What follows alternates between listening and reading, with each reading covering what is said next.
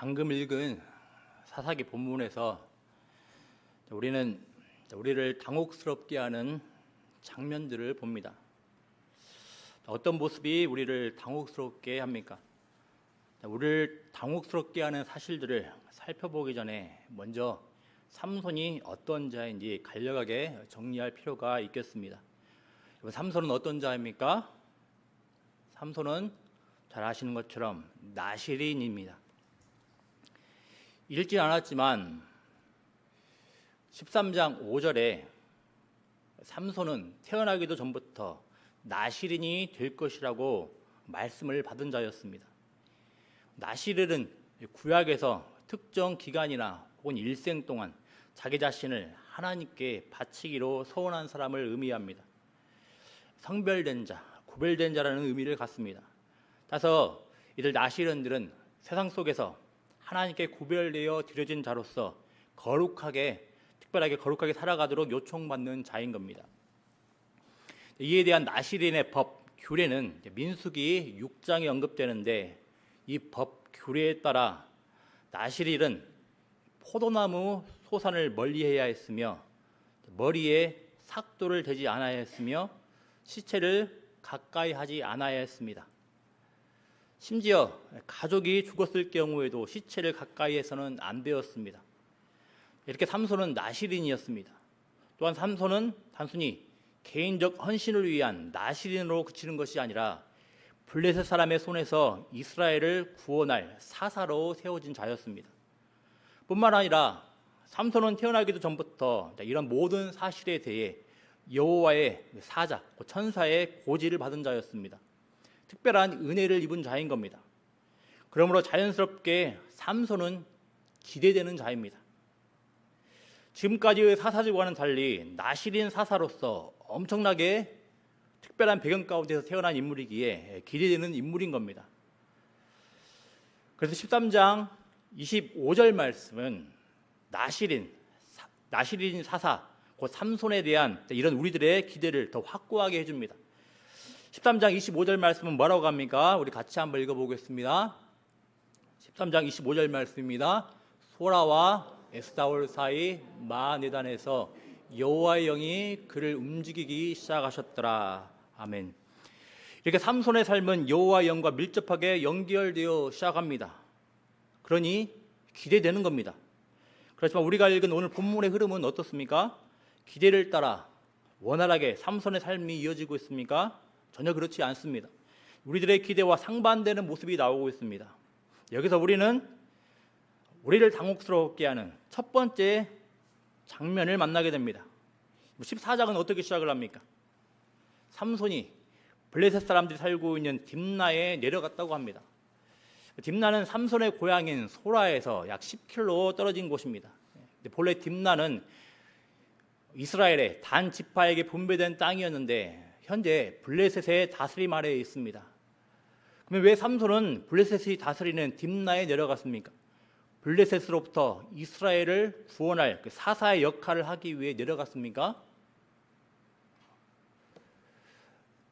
삼손이 자기의 역할을 인지하고 있었다면 이 사실들을 기억을 하면서 내려갈 수 있었다고 볼 수 있겠습니다. 하지만 뜻밖에도 삼손이 딥나에서 주목하고 있는 대상은 무엇입니까? 블레셋 사람의 딸들 중에서 한 여자를 보았다고 합니다. 그런데 문제는 삼손이 이 블레셋 사람의 딸을 어떻게 생각하고 있느냐입니다. 2절은 이런 삼손이 이 블레셋 사람의 딸을 어떻게 바라보고 어떻게 생각하고 있는지 잘 보여줍니다. 삼손은 자기 부모에게 이 블레셋 여자를 어떤 대상으로 이야기하고 있습니까? 삼손은 이 블레셋 여자를 자신의 아내로 생각을 하고 있습니다. 이에 대해 삼손의 부모는 어떤 반응을 보입니까? 당연히 반대의 의사를 밝힙니다. 왜이겠습니까? 당연하게도 삼손이 말한 블레셋 여자는 할례받지 아니한 이방 여자이기 때문입니다. 신약의 관점으로 보면, 적용자로서 보면 이 블레셋 여자는 세례받지 아니한, 예수 믿지 않는 여자인 겁니다. 하지만 부모의 명확한 반대에도 삼손은 자기의 고집을 굽히지 않습니다. 그러면서 자신의 주장에 대한 근거를 이렇게 제시합니다. 내가 그 여자를 좋아하오니. 삼손은 어떤 특별한 근거를 들어 블레셋 여자를 아내로 삼겠다고 말하지 않고 다만 자기 눈에 자기 뜻에 좋으니 블레셋 여자를 아내로 삼겠다고 말합니다. 어떻습니까? 나실인 사사로 블레셋으로부터 이스라엘을 구원할 것으로 기대되었던 삼손의 모습은 어떻습니까? 특별한 것도 아닌 이스라엘 백성들이 기본적으로 지켜야 할 법, 규례를 무시하고서 이방 여자 블레셋 여자와 결혼을 하고자 합니다. 이 과정에서 삼손은 하나님의 뜻은 안중에도 없습니다. 그러니 부모의 말씀에 순종하겠습니까? 고집스럽게 삼손은 부모의 권위를 벗어나 자기 멋대로 행하는 모습을 보입니다. 이렇게 기본적인 법, 규례, 말씀을 외면하고 무시한 삼손은 하물며 나실인의 규례, 법에 대해서 어떤 태도를 보이겠습니까? 이어지는 내용에서 삼손은 계속해서 우리를 당혹스럽게 하는 모습을 보입니다. 앞서 언급한 대로 삼손은 나실인으로서 포도나무를 가까이 해서는 안 됩니다. 그러니까 포도주나 독주를 마셔서도 안 되고 시체를 접촉해서도 안 됩니다. 머리털에 삭도를 대지 않아야 합니다. 그렇지만 삼손은 어떤 모습을 보입니까? 자신의 의견을 부모에게 관철시킨 삼손은 부모와 함께 딥나로 내려갑니다. 그런데 여기서부터 삼손은 다시 제 멋대로의 모습을 보입니다. 삼손이 딥나의 포도원에 이뤘다고 합니다. 포도주와 독주를 멀리했던 나실인 삼손이 포도원에 이른 겁니다. 이 사실은 비록 삼손이 포도주를 마셨다는 언급은 없지만 포도주에 대한 나실인의 규례를 고려할 때 삼손이 얼마나 제 멋대로며 하나님의 뜻을 무시하고 있는지 잘 알려줍니다. 민수기 6장 3절을 보면 나실인은 심지어 포도나무 솟아는 씨나 껍질이라도 먹지 말라고 되어 있습니다.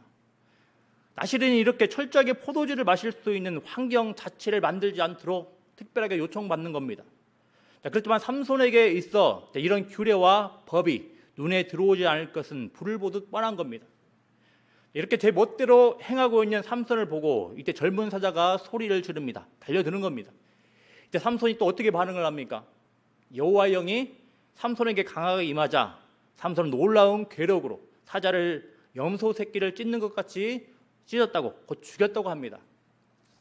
일면 이 장면에서 사사로서의 강력한 모습을 볼 수도 있겠지만 여기서도 우리는 제 멋대로 부주의하게 행하며 하나님의 뜻을 대놓고 무시하는 삼손의 모습을 발견하게 됩니다. 사자의 공격 앞에서 삼손은 정당방위로 사자를 죽였다고 말할 수 있겠습니다. 그렇지만 나실인은 시체를 멀리해야 했습니다. 부득이하게 시체에 접촉할 경우가 있겠지만 이 경우에도 나실인은 정결례식을 치르고 다시 정결해져야 했습니다.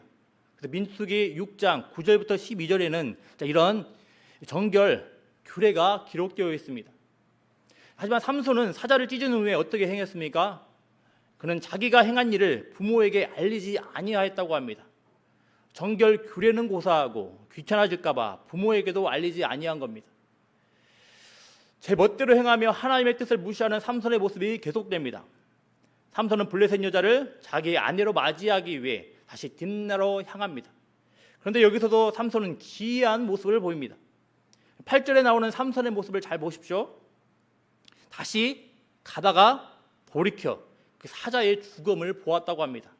우연이 아니라 어떤 생각, 의도를 가지고 돌이킨 것으로 보여집니다. 사자는 죽음이기에 나실인으로서 당연히 피해가는 게 일반적이지만 삼손은 일부러 죽은 사자를 향하여 되돌아가는 겁니다.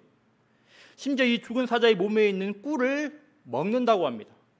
상당히 기이하고 당혹스러운 것은 삼손은 이 꿀을 자신의 부모에게 들여서 먹게 했다라는 겁니다. 그리고 이번에도 이 꿀의 출처에 대해 알리지 아니하였다라는 겁니다. 계속해서 삼손의 모습을 살펴보고 있는데 어떻습니까? 태어나기 전부터 나실인 사사로 기대되었던 삼손은 지금 어떤 모습을 보이고 살아갑니까? 기대와 정반대의 길로 향하는 모습을 보입니다.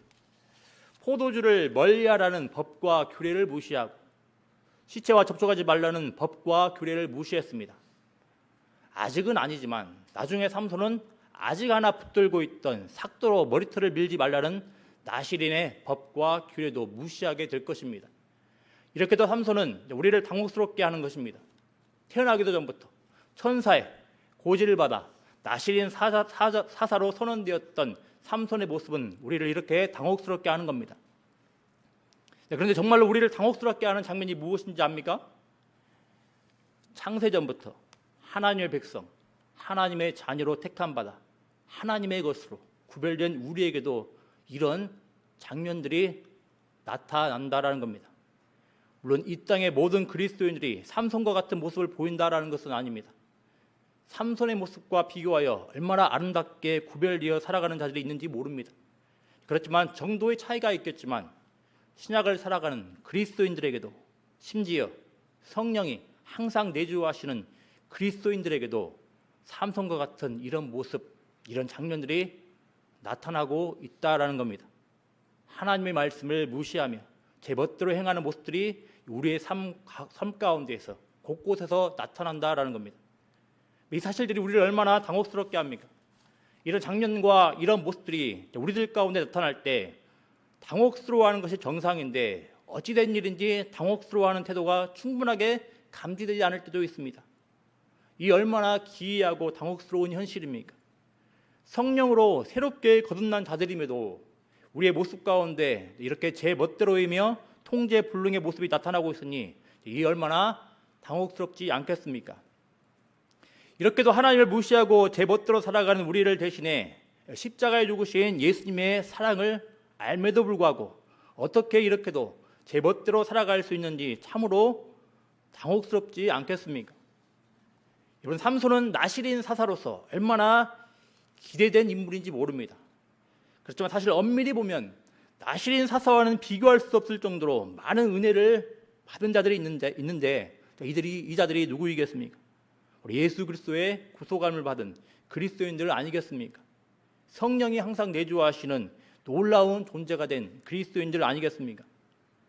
여러분, 우리의 고집스러운 태도와 제멋대로의 모습들, 하나님의 뜻을 무시하는 태도들을 보면서 우리 자신들의 영혼의 상태를 진지하게 정직하게 돌아보았으면 좋겠습니다. 고집스럽게 하나님을, 성령의 뜻을 거스르는 모습을 보이면서도 당혹스러워하는 모습이 감지되고 있지 않고 있습니까? 우리에게 명확하게 말씀하시는 하나님께 무감각한 모습으로 일관하고 있지는 않습니까? 그렇다면 영혼의 상태가 문제가 있는 겁니다. 오늘 본문에 언급된 삼손의 문제 중 가장 큰 문제는 어떤 문제입니까? 물론 나실인의 법, 규례를 어긴 것이 문제입니다. 그렇지만 정말로 큰 문제는 삼손이 제 멋대로 블레셋의 여자를 아내로 주장할 때부터, 그리고 포도원에 이르고 사자를 죽이고 죽음을 만지고 죽음에 있는 꿀을 먹을 때까지 그 어떤 주저함도 망설임도 없이 노골적으로 법과 규례를 무시하는 일관된 태도가 문제인 겁니다. 혹시라도 이런 악하고 고집스러운 태도가 우리에게, 우리 지체에게 나타나고 있습니까? 여러분, 돌이켜야 합니다. 내가 보기에 이렇게 돌이키는 과정 가운데 그 어떤 손해와 아픔을 만날지라도 돌이켜야 합니다. 또 돌이키도록 도와야 합니다. 이런 태도들은 거룩하게 구별된 우리를 망가뜨리며 우리의 관계에 큰 해악을 끼치는 것들입니다. 또 이런 악하고 고집스러운 태도가 우리 자녀들에게 나타나고 있습니까? 힘겹지만 이런 태도로부터 돌이키도록 기도하며 이들에게 필요한 조치를 취해 나가야 합니다. 방법상의 여러 차이가 있겠지만 여하튼 이런 태도들로부터 벗어날 수 있도록 조치를 취해가야 하는 겁니다. 아시겠지만 하나님의 말씀을 무시하고 제 멋대로 행하는 삼손의 태도는 자기 자신의 마지막 날까지 계속해서 지속됩니다. 삼손은 비참한 현실 앞에서 회개라고 하기에는 뭔가 미심쩍은 모습을 보이고서 자신의 삶을 블레셋과 함께 마치게 됩니다. 이러니 내가 언젠가는 하나님께로 돌이키려니 하는 막연한 생각들, 내 주변 사람들이 언젠간 하나님께로 돌이키리라는 막연한 생각들, 내 사랑하는 자녀들이 언젠간 하나님께로 돌이키리라는 막연한 생각들을 버려야 합니다. 여러분, 바라고 소망합니다. 십자가의 은혜를 아는 자들도 당혹스럽게 삼손처럼 고집스럽고 악한 모습을 보일 수도 있습니다. 우리의 기대와 주변의 기대를 저버리는 그릇된 모습이 우리의 모습 가운데 나타날 수 있습니다. 이렇게도 놀라운 은혜를 받은 자들에게 이런 그릇된 태도들이 나타나는 것이 정말로 당혹스럽긴 하나 안타깝게도 이런 모습과 태도들이 나타나는 것은 분명한 사실이며 현실입니다. 그래서 그보다 우리는 이런 당혹스러운 현실들을 바라보며 어떻게 대처해야 하겠습니까?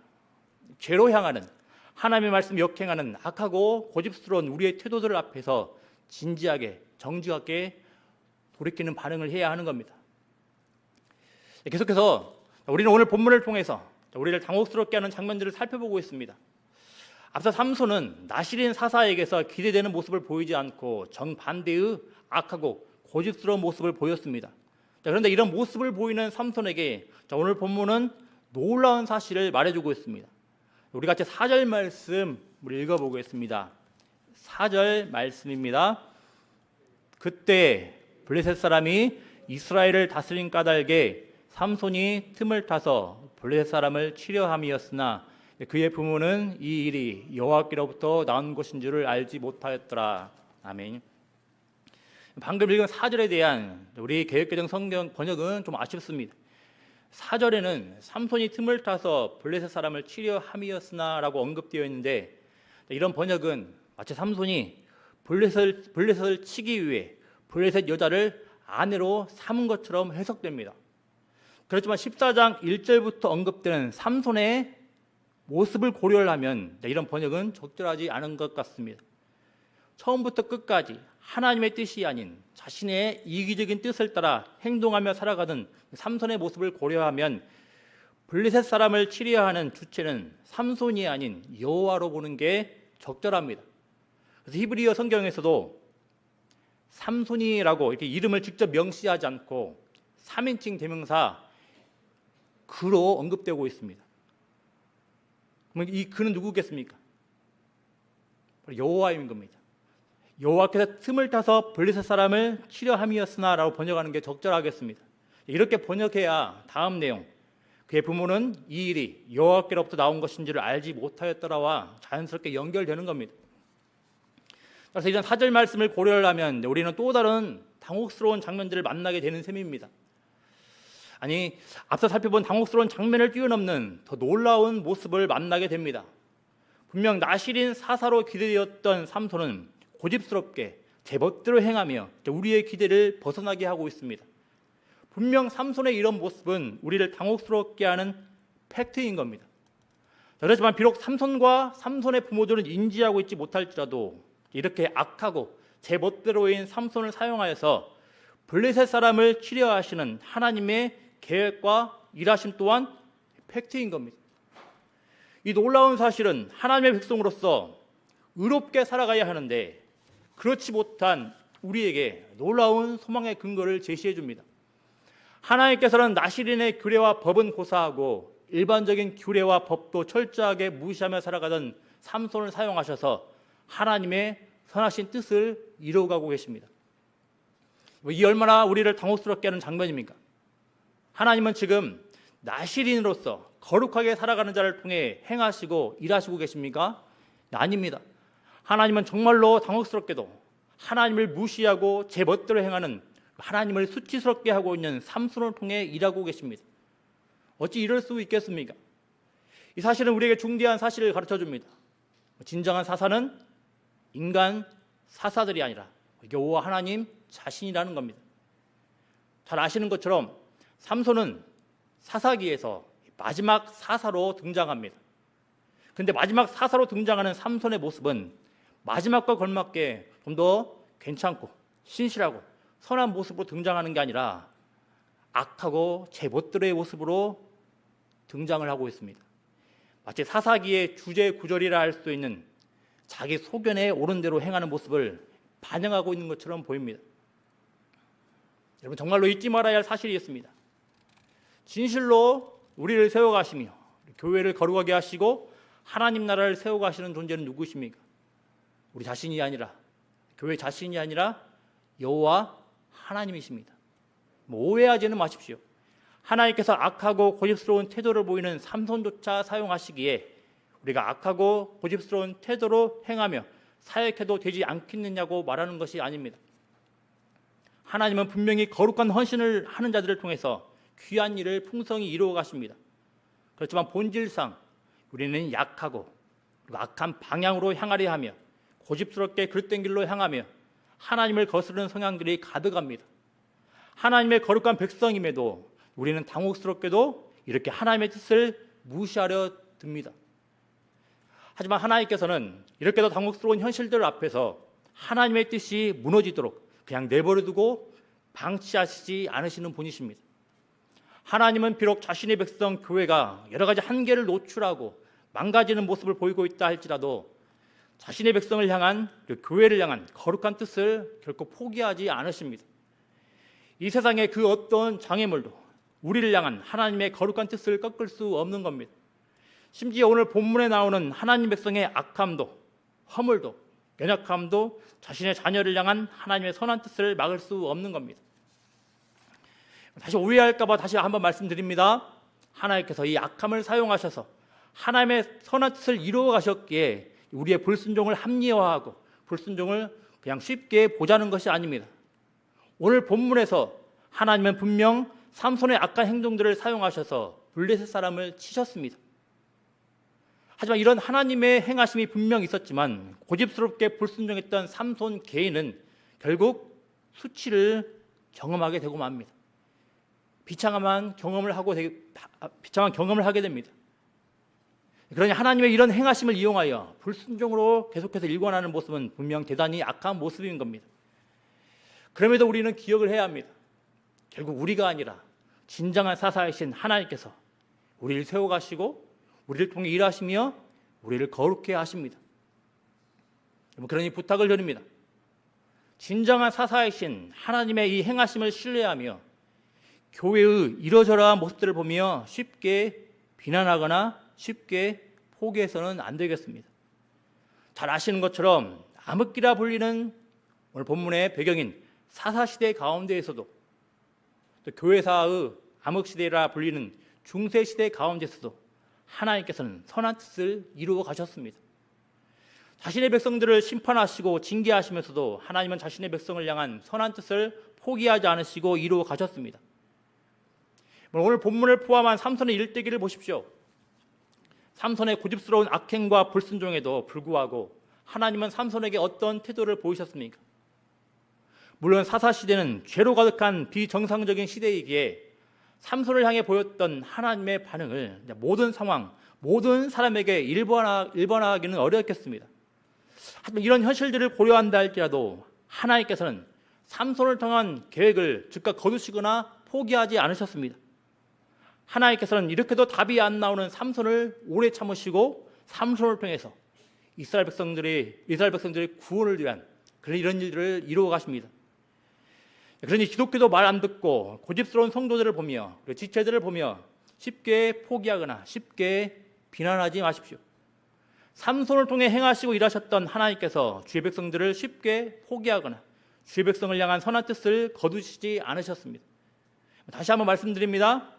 삼손의 상황을 모든 대상에 일반화할 수 없으나 하나님은 이다지도 답 안 나오는 삼손의 모습들을 통하여서 블레셋 사람들을 죽였습니다. 선한 뜻을 이루어 가셨습니다.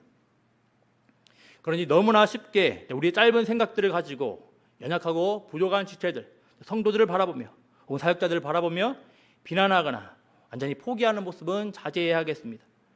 또는 우리 자신들을 바라보며 성급하게 나는 아무짝에도 쓸모없는 자라고 쉽게 판단하며 포기하는 모습은 곤란하겠습니다. 여러분, 거룩한 주의 백성이 되었음에도 당혹스럽게 거룩과는 어울리지 않는 모습을 보고 계십니까? 분명 바람직하지 못한 모습입니다. 그래서 우리는 우리의 거룩하지 못한 모습을 합리화해서는 안 됩니다. 그렇지만 삼손의 악한 모습을 자신의 선한 뜻을 위해 사용하시는 당혹스러운 하나님의 뜻도 기억을 해야 하겠습니다. 물론 이 하나님의 선한 뜻을 악용해서는 곤란하겠지만 이런 삼손을 포기하지 않으시고 우리 자신의 선한 뜻을 이루어 가시는 하나님의 은혜도 기억해야 하겠습니다. 우리를 당혹스럽게 하는 하나님의 이 일하심을 기억해야 하겠습니다. 마지막으로 우리는 우리를 당혹스럽게 하는 장면 한 가지를 더 보게 됩니다. 6절 말씀을 보십시오. 여호와의 영이 삼손에게 강하게 임하였다고 합니다. 삼손 이야기에서 여호와의 영이 강하게 임하는 것은 보통 강력한 어떤 물리적인 힘, 육체적인 힘과 연결됩니다. 아니나 다를까 여호와의 영이 강하게 임한 삼손은 아무 무기를 가지고 있지 않았음에도 사자를 염소 새끼에 찢듯이 찢어 죽이게 됩니다. 어마어마한 괴력을 보이고 있는 겁니다.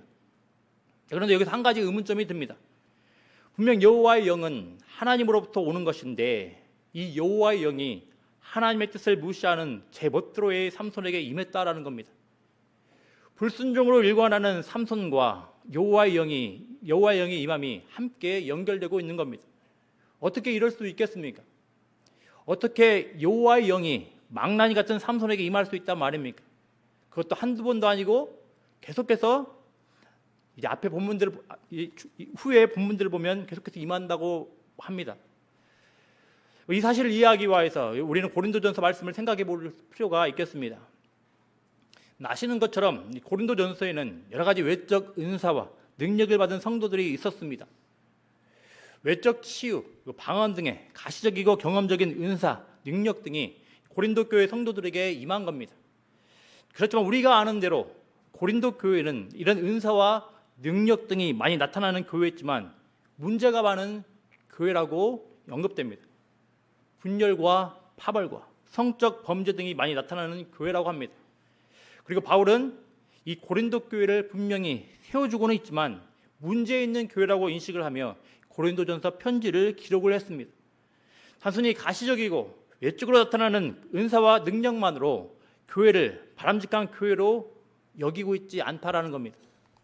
그래서 우리는 6절 말씀에 여호와의 영이 강하게 삼손에게 임하였다는 사실을 두고서 삼손이 하나님과의 관계가 바람직한 상태에 있었다고 생각해서는 안 되겠습니다.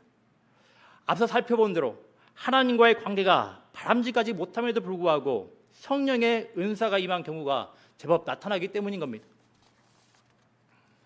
다만 여호와의 영이 삼손에게 강하게 임하였다는 사실을 이렇게 이해할 수 있겠습니다.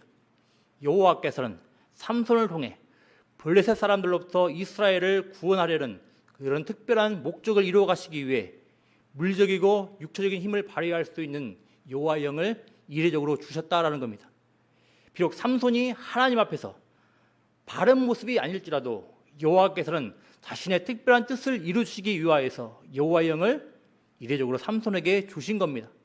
그래서 우리는 여호와의 영이 강력하게 삼손에게 임하였다는 사실을 보고서 당혹스러워할 수는 있으나 성경의 관점에서 보면 전혀 불가능한 일이라고 생각해서는 안 되겠습니다. 다만 한 가지, 우리는 여호와의 영이 삼손에게 강하게 임한 사건과 이와 연관하여 삼손이 강력한 힘을 발휘했다는 사실 이외에 정말로 중요한 것이 무엇인지 생각해 봐야 하겠습니다. 오늘 본문은 아시린 사사 삼손의 모습을 말하면서 중요한 사실을 가르쳐 줍니다. 사사로 활동하기 위한 능력이 여호와의 영이 임함으로써 삼손에게 주어졌지만 반면에 나실인이었던 삼손이 나실인으로서 거룩하게 살아갈 수 있도록 힘을 주는 여호와의 영이 임하진 않았다라는 겁니다. 삼손이 사사로 활동할 수 있도록 여호와의 영이 삼손에게 일방적으로 임했지만 나실인이었던 삼손은 거룩하신 하나님께 인격적으로 자신을 드려야 했습니다. 그리고 이런 사실들에 관하여 성경은 이렇게 평가합니다. 여호와의 영이 강력하게 임하여 강한 힘을 발휘했던 삼손을 바람직하게 평가하지 않고 오히려 나실인의 규례를 무시하며 쉽게 깨뜨렸던 삼손을 부정적으로 평가합니다. 쉽게 말하면 성경은 거룩한 하나님의 백성으로서 말씀에 순종하는 자들을 긍정적으로 평가하지만 외적이고 가시적인 힘을 강력하게 발휘하지만 거룩과는 거리가 먼 자들을 부정적으로 평가하고 있는 겁니다. 그렇다면 정말로 사사였던 삼손을 향하여서 하나님께서 진실로 원하시는 것이 무엇인지 우리는 배울 수 있습니다. 거창한 것이 아닙니다. 거룩한 하나님의 백성으로 말씀에 순종하며 일상을 살아가는 겁니다. 나실인의 규례를 생각해 보십시오. 지금의 눈으로 바라보면 이상해 보이고 이질적으로 보일 수 있으나 다분히 일상적인 규례입니다. 포도주나 독주를 마시지 말라. 시체를 가까이 하지 말라, 머리에 삭도를 대지 말라. 다분히 일상적인 규례인 겁니다. 여러분, 하나님께서 우리를 향해서 무엇을 바라고 계시는지 본문을 통하여서 곰곰이 생각해 보길 바랍니다. 우리는 본질적으로 외적이고 가시적인 능력, 경험 등에 주목하는 경향들이 있습니다. 그렇지만 성경은 시종일관 너무나도 명확하게 이야기합니다. 거룩한 주의 백성답게 하나님의 말씀에 순종하며 거룩하게 구별되게 살아가라는 겁니다. 사사기에서 부패하고 타락한 이스라엘 백성들을 향해서 핵심적으로 반복해서 가르치는 것도 사실 거창하거나 아주 위대한 내용들을 언급하는 게 아닙니다. 무엇이라고 거듭거듭 가르칩니까? 21장 25절에서 사사기는 이렇게 결론을 맺습니다. 사사기 21장 25절 말씀 우리 같이 읽어보겠습니다. 그때에 이스라엘에 왕이 없으므로 사람이 각기 자기의 소견에 오른 대로 행하였더라. 아멘. 무엇에 주목하며 살아가십니까? 정말로 살아가면서 우리가 중히 여겨야 할 것은 무엇입니까? 거룩한 삶입니다. 거룩입니다. 하나님께서는 세상으로부터 우리 한 사람 한 사람을 예수 그리스도의 십자가의 보혈로 거룩한 주의 백성으로 부르셨습니다. 구별된 주의 백성으로 하나님의 영광을 드러내며 살도록 부르셨습니다. 거룩한 사랑을 하며 살라고, 거룩하게 일하며 살라고, 거룩하게 가정생활 하라고, 거룩하게 공부하라고, 거룩하게 교회에서 헌신하라고, 거룩하게 언어생활 하라고, 거룩하게 물질생활 하라고 부르셨습니다. 우리의 모든 삶의 존재는 이 거룩 안에 담겨져 있어야 하는 겁니다. 무엇에 주목하며 살아가십니까? 무엇이 정말로 하나님을 영화롭게 하며 우리를 빛나게 할 것으로 생각을 하십니까? 어떤 거창한 것들 생각하지 마십시오. 거룩입니다. 구별되게 일상을 살아가는 겁니다. 예수 그리스도의 십자가에 우리의 정욕을 못 박으며 일상을 구별되게 살아가는 것이 하나님을 영화롭게 하는 것이며 우리를 빛나게 할 것입니다. 말씀됐습니다.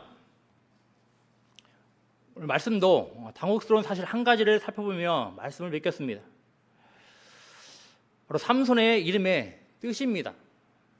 삼손은 태양의 사람이라는 뜻을 가집니다. 이스라엘의 태양과 같은 사사가 되라는 바람으로 지어졌다라고 보는 경향들이 있으나 저는 그보다 태양신인, 이방신인 태양신이 사사기 삼손의 이름 가운데 반영된 것으로 봅니다. 중요한 것은 하나님께서 이런 이방신의 분위기가 팽배한 배경에서 태어난 그 삼손을 사사로 세웠다라는 겁니다. 사사기에 나오는 여러 사사들처럼 당혹스러운 사사로 세워가고 있는 겁니다. 그렇지만 삼손 이야기를 통하여서 우리가 기억해야 할 것은 이것입니다. 삼손이 이방신의 배경에서 태어났든 아주 좋은 배경, 환경에서 태어났든 중요한 것은 무엇입니까? 사람의 소견대로가 아니라 하나님의 뜻에 맞춰 거룩하게 살아가는 것이 삼손에게 요청되는 겁니다. 삼손을 포함한 모든 사사, 모든 이스라엘 백성들에게 요청되는 겁니다. 바라고 소망합니다. 우리는 우리 자신을 보며 거룩하지 못한 모습을 보며 당혹해야 합니다. 당혹해야 마땅합니다. 그렇지만 하나님은 이런 자들을 거룩한 백성으로 세우셨다고 합니다. 그리고 거룩한 백성으로 다듬어 가실 것입니다.